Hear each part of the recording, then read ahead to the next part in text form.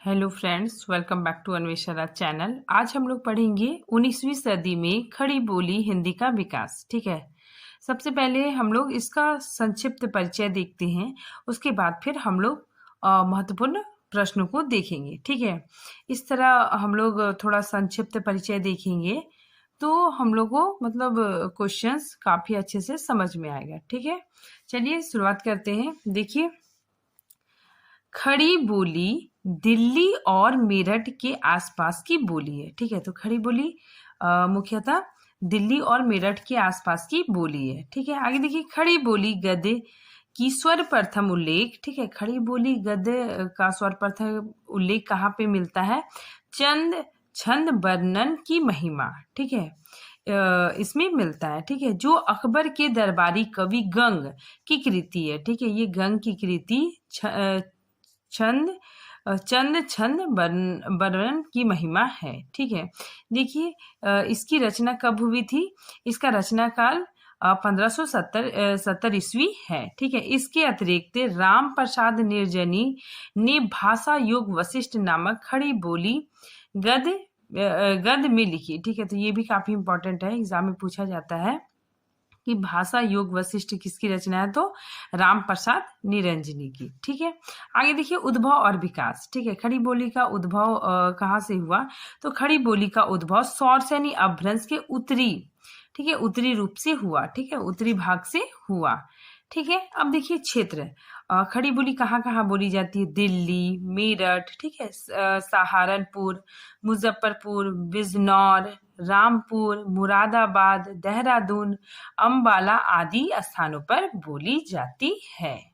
आगे देखिए, खड़ी बोली के अन्य नाम। ठीक है, खड़ी बोली का मतलब असली नाम या फिर अन्य नाम क्या क्या है? कौरवी। खड़ी बोली को कौरवी भी बोला जाता है। ठीक है, इसे देहलवी नाम से भी जाना जाता है। ठीक है, आगे देखिए, खड़ी बोली की कई शैलियां होती है। ठीक है, देखिए, हिंदवी, रेख्ता, उर्दू, दक्कनी, हिंदी, हिंदुस्तानी। ठीक है, तो ये सब खड़ी बोली के ही नाम हैं। ठीक है, अब देखिए, 19वीं सदी में खड़ी बोली के विकास का कारण क्या था? ये खड़ी बोली का विकास आखिर किन किन कारणों से हुआ? ठीक है, सबसे पहले कारण है कि आधुनिकता का आगमन। ठीक है, मतलब समय बीतने के साथ धीरे धीरे आधुनिकता का आगमन हो गया था। ठीक है, राजनीतिक कारण भी है। फोर्ट विलियम कॉलेज की स्थापना भी हुई थी। ठीक है, फोर्ट विलियम कॉलेज ने भी काफी योगदान दिया। ठीक है, फिर देखिए, ईसाई मिशनरियों का भी योगदान था। ठीक है, प्रेस की स्थापना होने से भी पुस्तक, पत्रिकाएं, ये सब का मतलब छपाई होने लगा था। ठीक है, इससे भी खड़ी बोली को में काफी विस्तार आया। ठीक है, आगे देखिए, खड़ी बोली गद्य के विकास में जिन 4 लेखकों का महत्वपूर्ण योगदान है। ठीक है, देखिए, ये जो 4 लेखक हैं, इन लोगों का काफी महत्वपूर्ण योगदान है। ठीक है, खड़ी बोली को आगे बढ़ाने में। ठीक है, देखिए, कौन कौन है?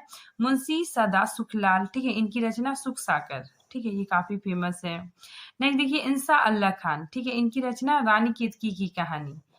ठीक है, नेक्स्ट देखिए, लल्लू लाल की रचना प्रेम सागर। ठीक है, और सदन मिश्र की रचना नासिकेतो पाखान। ठीक है, तो ये 4 लेखकों ने भी काफी योगदान दिया। ठीक है, फिर देखिए, फोर्ट विलियम कॉलेज की स्थापना। ठीक है, सन 1800 ईस्वी में फोर्ट विलियम कॉलेज की स्थापना कलकत्ता में हुई थी। ठीक है, जिसमें हिंदी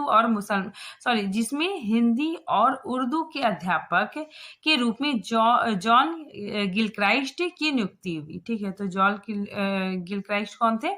वहां के प्रिंसिपल थे। ठीक है, फिर देखिए, लल्लू लाल और सदल मिश्र दोनों ही फोर्ट विलियम कॉलेज में नियुक्त थे।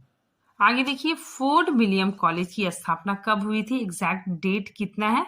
10 जुलाई 1800 ईस्वी में हुई थी। ठीक है, और वहाँ के जो मतलब प्रोफेसर या फिर प्रिंसिपल, ठीक है, वहाँ के अध्यक्ष कौन थे? John Gilchrist. ठीक है, और इन्होंने एक व्याकरण की रचना की। ठीक है, एक शब्दकोश भी लिखा।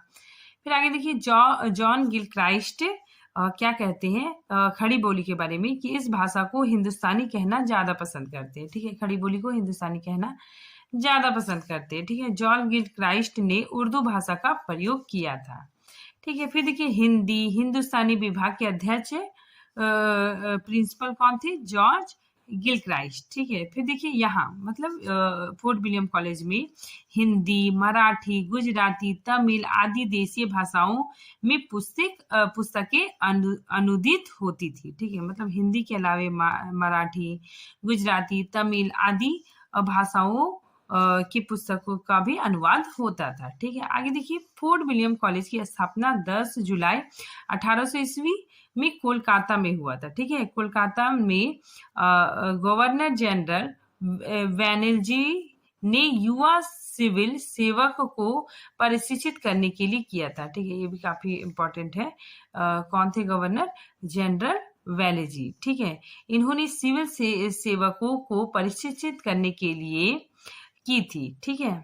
आगे देखिए बैनर्जी का मानना था कि सिविल सेवकों को स्थानीय भाषा, संस्कृत आदि का ज्ञान होना चाहिए, ठीक है। तो ये जो बैनर्जी थे, ठीक है, इनका मानना था कि जो सिविल सेवक जो लोग थे, ठीक है, तो इन लोगों को स्थानीय भाषा, ठीक है, संस्कृति का ज्ञान होना चाहिए। इसीलिए इन लोगों को मतलब हिंदी भाषा सीखना अनिवार्य था, ठीक है। और इसीलिए फोर्ट विलियम कॉलेज की स्थापना हुई थी, ठीक है। देखिए इनके सहायक कौन कौन थे? इंसान अल्लाह खान, ठीक है, अभी हम लोगों ने देखा वही चीज है।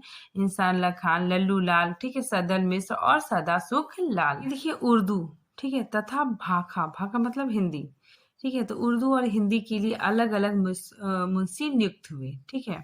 देखिए हिंदी मुंशी के रूप में लल्लू लाल व सदल मिश्र की नियुक्ति हुई, ठीक है। मतलब हिंदी के लिए लल्लू लाल और सदल मिश्र की नियुक्ति हुई, ठीक है। और उर्दू के जानकार रखने वाले मुंशी कौन नियुक्त हुए थे?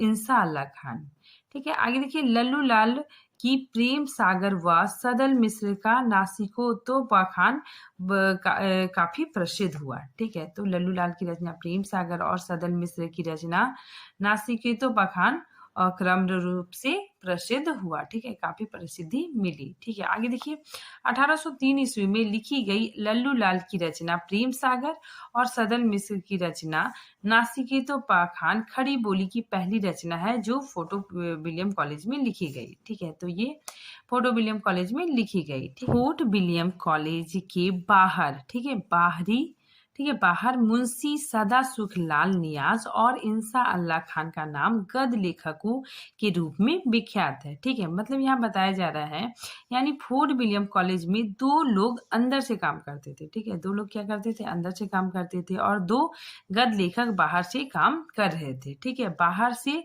सदासुखलाल नियाज और इंसा अल्लाह खान बाहर से काम कर रहे थे, ठीक है। लेकिन इनका संबंध फोर्ट विलियम कॉलेज से था, ठीक है। आगे देखिए सदासुखलाल की रचना सुख सागर के आधार पर शुल्क जी ने उनकी भाषा की प्रशंसा की, ठीक है। तो आचार्य शुल्क ने सुख सागर जो सदासुखलाल की रचना है इनकी भाषा की प्रशंसा की।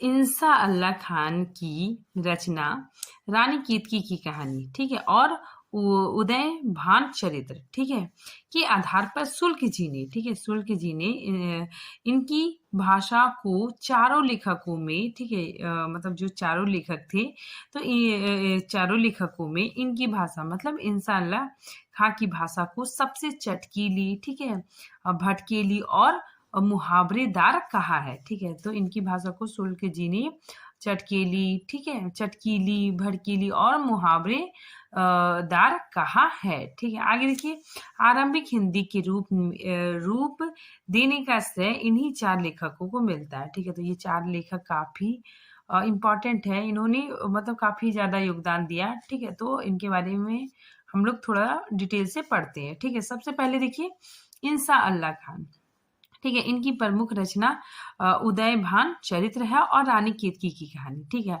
और ये जो रानी केतकी की कहानी है इसे आधुनिक हिंदी गद्य का प्रथम मौलिक रचना भी माना जाता है, ठीक है। देखिए इन्होंने अपनी भाषा को बाहरी बोली, ठीक है, अर्थात अरबी, फारसी, तुर्की, गंवारी बोली से दूर रखने का प्रयास किया, ठीक है।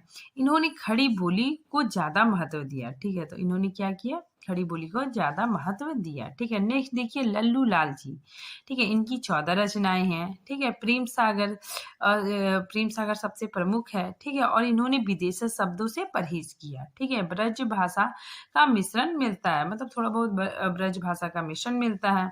तत्सम शब्दों की प्रचुरता मिलती है। ठीक है, तो इनकी रचनाओं में तत्सम शब्दों की प्रचुरता मिलती है। ठीक है, मतलब अधिकांश देखा जाता है। प्रमुख रचनाएं कौन कौन है? प्रेम सागर, ठीक है, सिंहासन बत्तीसी और बेताल पचीसी। ठीक है, तो ये सारी रचनाएं लल्लू लाल जी की है। नेक्स्ट देखिए सदल मिश्र। ठीक है, इनकी 3 रचनाएं थी। ठीक है, और सबसे प्रमुख रचना नासिकेतोपाख्यान। ठीक है, उसके बाद फिर अध्यात्म रामायण और राम्य चरित्र। ठीक है, ये रचनाएं सदल मिश्र की है। ठीक है, और इनकी भाषा में पूर्वीपन पाया जाता है। ठीक है, नेक्स्ट देखिए सदा सुखलाल नियाज। ठीक है, इनकी रचना सुख सागर। ठीक है, सुख सागर क्या हुआ, बहुत ज्यादा इसको प्रसिद्धि मिली। ठीक है, इनकी प्रसिद्ध रचना सुख सागर है और इनकी खड़ी बोली में पांडित्यपन काफी ज्यादा है। ठीक है, फिर देखिए पत्र पत्रिकाओं का भी काफी अधिक योगदान रहा। ठीक है, देखिए 1826 ईस्वी में प्रथम पत्रिका जो निकली उदन मार्तन। ठीक है, और इसके संपादक जुगल किशोर थे। ठीक है, फिर नेक्स्ट देखिए 1828 में बंगदूत पत्रिका निकली। ठीक है, अब हम लोग देखते हैं ईसाई मिशनरियों का योगदान।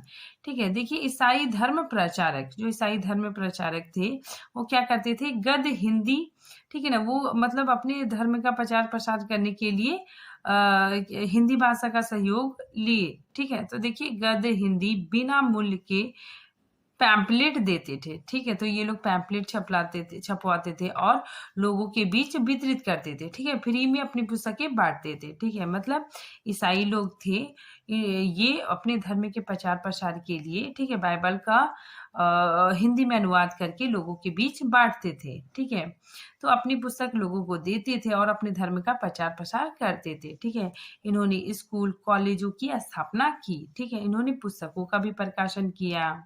ठीक है, पत्र पत्रिकाएं उस टाइम आ गए थे, उसी की वजह से पुस्तकों का भी प्रकाशन होने लगा, पत्र पत्रिकाओं का प्रकाशन होने लगा।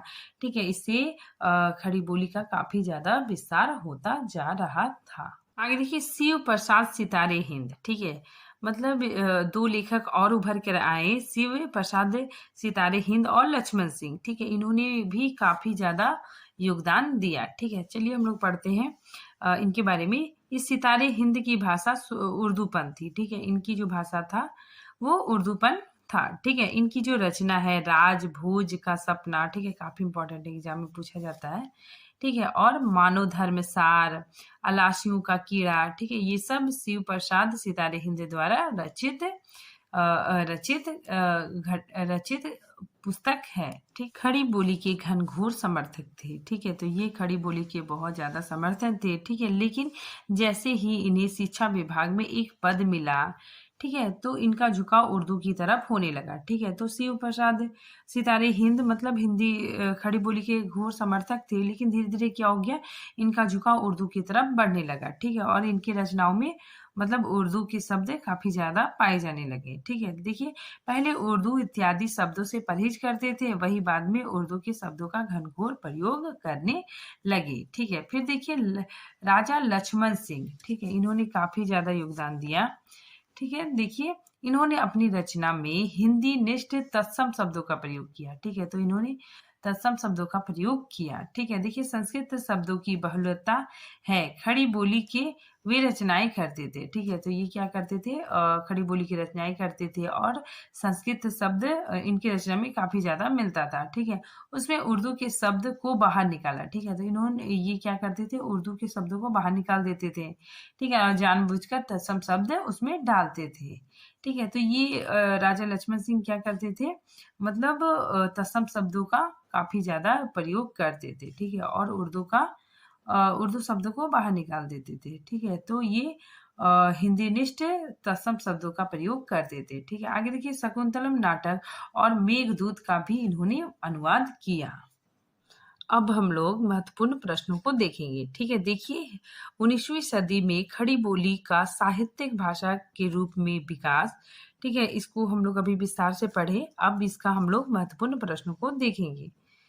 ठीक है, चलिए शुरुआत करते हैं। सबसे पहले खड़ी बोली का उद्भव कहाँ से हुआ? ठीक है, हम लोग जानते हैं, अभी हम लोग पढ़े, सौरसैनी अपभ्रंश के उत्तरी भाग से। ठीक है, नेक्स्ट नेक्स्ट क्वेश्चन है, खड़ी बोली का सर्वाधिक उपयुक्त नाम क्या है? कौरवी या दहलवी? ठीक है, फिर नेक्स्ट देखिए, खड़ी बोली किस उपभाषा की बोली है? तो पश्चिमी हिंदी। ठीक है, नेक्स्ट देखिए, खड़ी बोली बोलने वालों की संख्या कितनी है?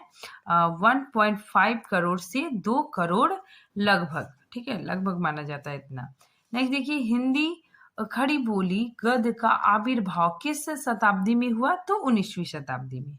ठीक है, नेक्स्ट देखिए, 20वीं सदी के आते आते कौन पद और गद्य दोनों की साहित्यिक भाषा बन गई? मतलब पद में भी खड़ी बोली का इस्तेमाल होने लगा और गद्य में भी। ठीक है, तो 20वीं सदी के आते आते कौन गद्य और पद दोनों की साहित्यिक भाषा बन गई? तो खड़ी बोली। ठीक है, हिंदी गद्य के जनक कौन माने जाते हैं? हिंदी गद्य के जनक भारतेंदु माने जाते हैं। ये देखिए, खड़ी बोली के प्रथम कवि या फिर खड़ी बोली पद के प्रथम प्रयोगकर्ता कौन है? अमीर खुसरो। ठीक है, तो वहां पे मैंने बताना भूल गई कि ये जो अमीर खुसरो है, ठीक है, इनकी रचनाओं में खड़ी बोली के शब्द देखे गए। ठीक है, तो सबसे पहले प्रयोग किसने किया था? अमीर खुसरो ने। ठीक है, तो इसीलिए खड़ी बोली का प्रथम कवि किसे माना जाता है? अमीर खुसरो को।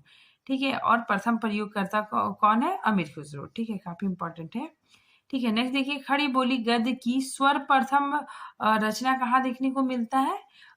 चंद छंद वर्णन की महिमा में। ठीक है, और इनके रचना कौन कौन है? कवि गंग। ठीक है, और समय कितना है? 1570 ईस्वी। ठीक है, आगे देखिए, खड़ी बोली की कितनी शैलियां हैं? मुख्यतः कितनी शैलियां हैं? 3 है। ठीक है, फिर नेक्स्ट देखिए, दिल्ली मेरठ के आसपास के क्षेत्र में खड़ी बोली बोली जाती है। ठीक है, खड़ी बोली नाम किन विद्वान ने दिया? तो लल्लू लाल। ठीक है, काफी इंपॉर्टेंट क्वेश्चन है कि खड़ी बोली नाम किन विद्वान ने दिया था?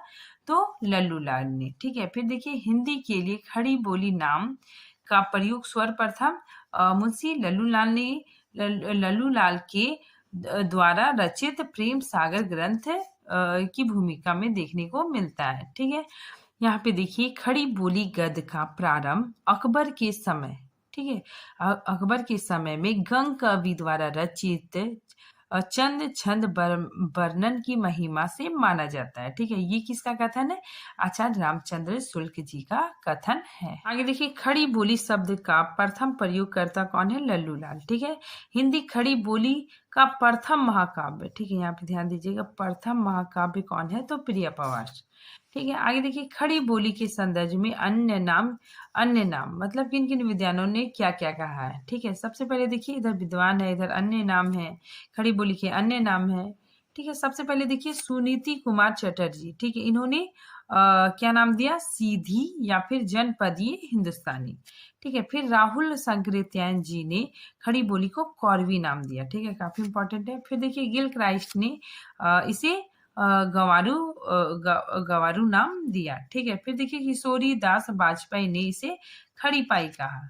ठीक है, कामता प्रसाद गुरु ने इसे खरकस कहा। अन्य भाषा वैज्ञानिक ने खरी या शुद्ध कहा। ठीक है, फिर देखिए आगे, ग्रेसन ने इसे हिंदुस्तानी और धीरेन्द्र वर्मा ने खड़ी बोली तथा भोलानाथ तिवारी, ठीक है, ये काफी इंपॉर्टेंट है, भोलानाथ तिवारी तथा राहुल सांकृत्यायन ने इसे कौरवी नाम दिया। ठीक है, आगे देखिए, किस बोली को मानक हिंदी या टकसाल हिंदी कहते हैं? तो खड़ी बोली। ठीक है, नेक्स्ट देखिए, खड़ी बोली का अरबी फारसीपन रूप क्या है? उर्दू है। अब हम लोग देखते हैं, नागरी प्रचारणी पत्रिका का प्रकाशन कहाँ से हुआ? ठीक है, तो उस समय पत्र पत्रिकाओं का भी प्रकाशन होने लगा था। ठीक है, इससे भी खड़ी बोली को काफी विस्तार मिला। ठीक है, तो देखिए, सबसे पहले नागरी प्रचारणी पत्रिका का प्रकाशन कहाँ से हुआ? बनारस से। ठीक है, बनारस या काशी से। ठीक है, समय 1896 ईस्वी। ठीक है, और इनके संपादक 3 संपादक थे। ठीक है, कौन कौन? श्याम सुंदर दास, ठीक है, राम नारायण मिश्र, फिर शिव कुमार मिश्र। ठीक है। आगे नेक्स्ट क्वेश्चन देखिए, खड़ी बोली शब्द का प्रयोग पहली बार, ठीक है, पहली बार और कहाँ हुआ था? तो फोर्ट विलियम की स्थापना के साथ हुआ था। ठीक है। फिर देखिए फोर्ट विलियम कॉलेज की स्थापना कब हुई थी? एग्जैक्ट डेट 10 जुलाई 1800 ईस्वी कोलकाता में हुई थी। ठीक है। फिर देखिए फोर्ट विलियम कॉलेज में हिंदी के अध्यापक कौन कौन थे? ठीक है, वहां पे अध्यापक कौन कौन थे? सदल मिश्र और लल्लू लाल। ठीक है। सदल मिश्र की भाषा क्या था?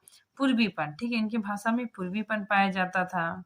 ठीक है। नेक्स्ट देखिए, खड़ी बोली गद्य के आरंभिक रचनाओं में फोर्ट विलियम कॉलेज के बाहर के दो रचनाकार, ठीक है, बाहर के दो रचनाकार कौन कौन है? सदा सुख लाल नियाज और इंसान खान। ठीक है, ये मैंने अभी डिस्कस किया, तो वही वही क्वेश्चन यहाँ पे रिपीट हुआ है कि बाहर के दो रचनाकार कौन थे? तो सदा सुख लाल नियाज और इंसान खान। आगे देखिए, कौन दो लोग फोर्ट विलियम कॉलेज में भाषा मुंशी थे? तो लल्लू लाल और सदल मिश्र। ठीक है। नेक्स्ट देखिए, आधुनिक हिंदी साहित्य में राजद्वय के नाम से विख्यात दो रचनाकार कौन कौन है? राजा लक्ष्मण सिंह और राजा शिव प्रसाद सितारे हिंद। ठीक है। देखिए, राजा शिव प्रसाद सितारे हिंद हिंदी और उर्दू के समर्थक थे। ठीक है। देखिए, इनकी रचना राजभोज का सपना, मानव धर्मसार और अलासियों का कीड़ा। ठीक है। फिर देखिए, राजा लक्ष्मण सिंह क्या थे? ये संस्कृत भाषा के काफी पक्षधर थे। ठीक है। फिर देखिए, राजा लक्ष्मण सिंह ने विशुद्ध संस्कृत निष्ठ हिंदी का समर्थन किया। ठीक है। फिर देखिए, राजा शिव प्रसाद ने हिंदी का गंवारूपन दूर कर, ठीक है, तो इन्होंने क्या किया? हिंदी का गंवारूपन दूर कर उसे उर्दू ए मुल्ला बना दिया। ठीक है। आगे देखिए, हिंदी की स्वीकृति और प्रतिष्ठा के लिए इन युग के दो प्रसिद्ध लेखक, ठीक है, तो दो प्रसिद्ध लेखक कौन थे? राजा शिव प्रसाद सितारे हिंद और राजा लक्ष्मण सिंह। ठीक है। तो ये क्या किए? हिंदी को स्वीकृति और प्रतिष्ठा को लेकर ये दो लेखक काफी अपना योगदान देते हैं। आगे देखिए, फोर्ट विलियम कॉलेज की स्थापना किसने की? तो गवर्नर जनरल लॉर्ड वेलेजी ने। ठीक है, काफी इंपॉर्टेंट है कि फोर्ट विलियम कॉलेज की स्थापना किसने की? ठीक है, तो गवर्नर जनरल लॉर्ड वेलेजी ने। ठीक है। फिर नेक्स्ट देखिए, खड़ी बोली गद्य के विकास में जिन चार लेखकों का महत्वपूर्ण योगदान है, ठीक है, उनके नाम और उनकी कृतियां। ठीक है, तो ये चार लेखक काफी इंपॉर्टेंट है। देखिए, एक तरफ लेखक है और एक तरफ रचनाकार है। ठीक है। देखिए, मुंशी सदा सुखलाल, इनकी रचना सुख सागर। ठीक है। फिर देखिए, इंसान अल्लाह खान की रचना रानी केतकी की कहानी। फिर लल्लू लाल की रचना प्रेम सागर। ठीक है। फिर सदल मिश्र की रचना नासिकेतो पाखान। ठीक है, तो ये सब रचनाएं काफी प्रसिद्ध है। आगे देखिए, कलकत्ता में स्थापित फोर्ट विलियम कॉलेज के संस्थापक थे। ठीक है, कौन? George Gilchrist. ठीक है, तो जॉर्ज गिलक्राइस्ट ने भी काफी योगदान दिया। ठीक है, ये वहाँ के प्रिंसिपल थे। ठीक है। आगे देखिए, खड़ी बोली का प्रयोग में मुख्य श्रेय किसको जाता है? तो जॉर्ज गिलक्राइस्ट को। ठीक है। फोर्ट विलियम कॉलेज की स्थापना कब हुई? तो 1800 ईस्वी में। ठीक है। आधुनिक हिंदी गद्य की प्रथम मौलिक रचना, ठीक है, काफी इंपॉर्टेंट है, पूछा जाता है। आधुनिक हिंदी गद्य की प्रथम मौलिक रचना कौन है? रानी केतकी की कहानी। आगे देखिए, हिंदी का सबसे पहला पत्र कौन सा था? उदयन मार्तन। ठीक है, और इसका रचना कब हुआ था? मतलब इसका प्रकाशन कब हुआ था? 30 मई 1826 कोलकाता से हुआ था। ठीक है, प्रकाशित हुआ था। फिर इसके संपादक पंडित जुगल किशोर थे। ठीक है। आगे देखिए, बंगदूत पत्र का प्रकाशन 1828 ईस्वी में हुआ था। ये भी काफी इंपॉर्टेंट है। ठीक है। अब बनारस अखबार कब छपा? 1844 ईस्वी में। ठीक है। फिर देखिए, राजा शिव प्रसाद सितारे हिंद का हिंदी पत्रिका कौन सी है? बनारस अखबार। ठीक है। फिर देखिए, कलकत्ता से प्रकाशित दैनिक पत्र कौन सा था? दैनिक पत्र कौन सा था? समाचार सुधा वर्षन। ठीक है। फिर देखिए, एकमात्र उर्दू का हिमायत वाला पत्र कौन था? बनारस अखबार। ठीक है। फिर आगे देखिए, हिंदी के प्रथम गद्यकार कौन थे? लल्लू लाल। ठीक है। फिर देखिए, ईसाई धर्म के प्रचारक। ठीक है, तो ईसाई धर्म के प्रचारक क्या करते थे? देखिए, गद्य यानी हिंदी भाषा में बिना मूल्य या शुल्क के, ठीक है, मतलब बिना पैसे के पैम्पलेट या पुस्तक लोगों में वितरित करते थे। ठीक है। आगे देखिए, जॉर्ज गिलक्राइस्ट ने खड़ी बोली का उल्लेख किस नाम से किया? वेनेकुलर हिंदुस्तानी हिंदुस्तानी। ठीक है, काफी इंपॉर्टेंट है, देख लीजिएगा आप लोग। जॉन गिलक्राइस्ट ने खड़ी बोली का उल्लेख किस नाम से किया? तो वेनेकुलर हिंदुस्तानी। ठीक है, नेक्स्ट देखिए, उदयमान चरित्र के लेखक कौन है? इंसा अल्लाह खान। ठीक है, फोर्ट विलियम कॉलेज में प्राचार्य गिलक्राइस्ट ने हिंदी को क्या नाम दिया? ग्रामीण हिंदी। आगे देखिए, 19वीं सदी में खड़ी बोली के विकास में किस साहित्यकार ने महत्वपूर्ण भूमिका निभाई? तो सदल मिश्र ने। ठीक है, फिर देखिए, प्रेम सागर की रचना किसने की? तो लल्लू लाल ने। ठीक है, आगे देखिए, भाषा योग वशिष्ठ के लेखक कौन है? राम प्रसाद निर्जनी। ठीक है, तो ये काफी इंपॉर्टेंट क्वेश्चन थे। ठीक है, तो ये टॉपिक आज यही खत्म होता है। मिलते हैं एक नए टॉपिक के साथ, तब तक के लिए थैंक यू।